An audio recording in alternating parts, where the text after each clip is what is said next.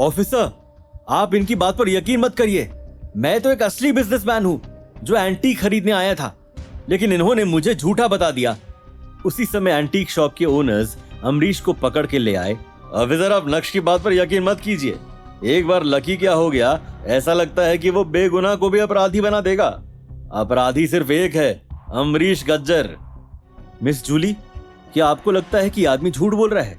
Miss Jully के पास भी react करने का समय नहीं था। उसे भी समझ नहीं आ रहा था कि क्या तन्मय उस मैटर में इन्वॉल्व है या फिर बेकसूर है। कि सभी लोग कह रहे हैं कि वो इस मैटर में इन्वॉल्व नहीं है, इसलिए उसे छोड़ना पड़ेगा। नक्श तन्मय को छोड़ने ही वाला था कि तभी अचानक तन्मय का चेहरा देखकर उसे कुछ अजीब सा महसूस हुआ। इतने जवान लड़के के चेहरे पर रिंकल्स कैसे हो सकते हैं? तुरंत ही नक्श ने तन्मय के चेहरे का मास्क फाड़ डाला। अगले ही पल तन्मय का असली चेहरा देखकर ऑफिसर अवंतिका की आंखें फटी की फटी रह गई और तुरंत ही उसने तन्मय का कॉलर पकड़ लिया। क्या आप इसे जानती हैं? बहुत अच्छे से। कुछ महीनों पहले हम काफी समय से उस केस पर इन्वेस्टिगेशन कर रहे थे, लेकिन हमारे हाथ में कोई सुराग नहीं मिल पाया। अब समझ में आया कि यहाँ खेल क्या चल रहा है। तो क्या ये दोनों वही लोग हैं? हाँ, ये दोनों वही हैं। तो ये चेहरा बदलने की टेक्निक का इस्तेमाल करते हुए पकड़ में नहीं आ रहे थे। ये बोलने के बाद ऑफिसर अवंतिका ने अमरीश के चेहरे का भी मास्क फाड़ डाला और सभी के सामने अमरीश का भी असली चेहरा सामने आया। इसी के साथ ऑफिसर अवंतिका ने अमरीश के असली चेहरे पर एक थप्पड़ भी लगा दिया था। नक्श, थैंक यू सो मच। तुमने इन दोनों क्रिमिनल्स को पकड़ने में पुलिस की बहुत मदद की है। तुम्हारा ये कंट्रीब्यूशन मुझे हमेशा याद रहेगा। नक्श ने मुस्कुराते हुए अपना हाथ हिलाया और वहां मौजूद एंटीक शॉप के ओनर्स को देखने लगा था। जो लोग तन्मय को बेकसूर बताकर उसका साथ दे रहे थे, शर्म के मारे अब किसी को कुछ भी बोलने की हिम्मत ही नहीं हो रही थी। थैंक यू नक्श, मुझे थैंक्स कहने की कोई जरूरत नहीं है। आज मेरे हाथों से तुम्हारी मदद होना लिखा था, बस हो गई।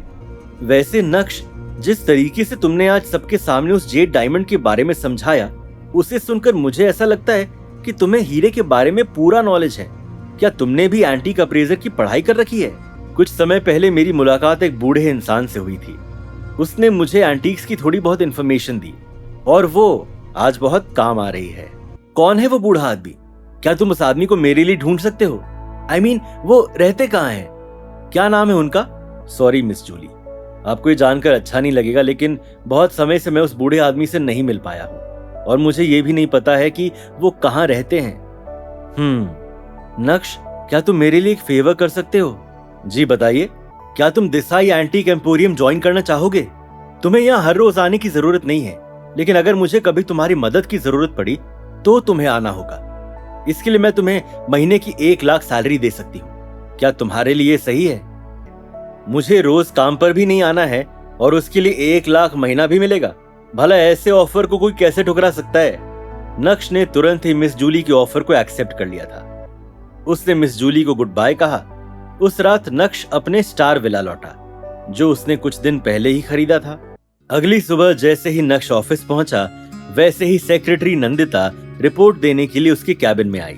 सर, आज शिवानी की उस सेलिब्रिटी शो का प्रीमियर है, जो हमारी कंपनी और जावेरी परिवार के साथ कोलैबोरेशन होने वाला है। क्या आप वहां जाकर देखना चाहेंगे? नहीं, भूल जाओ उसे। अगर मैं वहां गया तो शिवानी को बहुत प्रेशर फील होगा और इससे उसके परफॉर्मेंस पर असर पड़ेगा। कैबिन में ही ब्रॉडकास्ट करवाओ, मैं यहीं से देख लूंगा कि शिवानी के पैकेजिंग कॉन्ट्रैक्ट के पीछे जावेरी परिवार का हाथ है और ये सब कुछ अनिका ने ही किया है। और आज के इस प्रीमियर में अनिका भी वहां मौजूद होगी। तो ऐसे में अगर नक्श वहां पर गया तो अनिका के सामने उसकी असली आइडेंटिटी सामने आ जाएगी, जो वो अभी डिस्क्लोज नहीं करना चाहता था। समझ गए सर? आधे घंटे बाद नक्श अपने लैपटॉप पर शिवानी को परफॉर्म करते हुए देख रहा था। शिवानी अपने स्टेप्स भी भूल रही थी और जब उसके स्टेप्स और म्यूजिक के बीच कोई कोऑर्डिनेशन नहीं रहा, बैक स्टेज पर लगातार गड़बड़ हो रही थी और अंत में शिवानी ने चिढ़ते हुए अपना पैर जमीन पर पटका और स्टेज से चली गई। ये सब देखकर नक्श को बहुत गुस्सा आया। गुस्से में नक्श ने अपना हाथ जोर से टेबल पर मारा और सेक्रेटरी नंदिता को बुलाते हुए कहा, ये सब आखिर चल क्या रहा है? सर प्लीज आप गुस्सा मत होइए, मैं अभी अपने तरीके से इन्वेस्टिगेट करती हूँ। नंदिता थोड़ा साइड में गई और उसने किसी को कॉल किया। अचानक से जब नक्श का ध्यान टेबल पर गया, नक्श अपने हाथ को घूरने लगा उसने हाथ इतनी जोर से नहीं मारा था कि ग्लास टूट जाए। उसी समय सेक्रेटरी नंदिता ने कॉल कट किया। सर, मैंने इन्वेस्टिगेशन कर ली है। शिवानी की परफॉर्मेंस में 4 लोग और इन्वॉल्व थे जिनकी ड्यूटी बैक स्टेज पर थी। वो गलती उन्हीं से हुई है, लेकिन अभी उनमें से कोई भी रिस्पॉन्सिबिलिटी लेने के लिए तैयार नहीं है और सभी एक दूसरे को ब्लेम कर रहे हैं। तुम जाओ और उन 4 को मेरे ऑफिस में आने को कहो। मैं खुद देखूंगा कि गलती किसकी है। जी सर। हेलो कार्तिक, यार मुझे तेरी एक हेल्प चाहिए। क्या तू अभी आ सकता है? हाँ, मैं ऑफिस में ही हूँ, अभी आ जा। करीब 1 घंटे बाद वो 4 लोग जिन्हें नक्श ने ऑफिस में आने के लिए कहा था, वो भानुशाली ग्रुप पहुंच गए थे। जैसे ही वो सभी नक्श के कैबिन में घुसे, वैसे ही उनके सामने कार्तिक बैठा था, जिसके हाथ में सिगार था। कार्तिक के आजू बाजू ब्लैक सूट में उसके बॉडीगार्ड्स भी खड़े थे, जिन्होंने अपने चेहरे पर ब्लैक सनग्लासेस लगाए हुए थे। नक्श का क्या प्लान था? क्या नक्श उस मास्टरमाइंड तक पहुंच पाएगा जिसकी वजह से आज शिवानी का प्रीमियर खराब हुआ?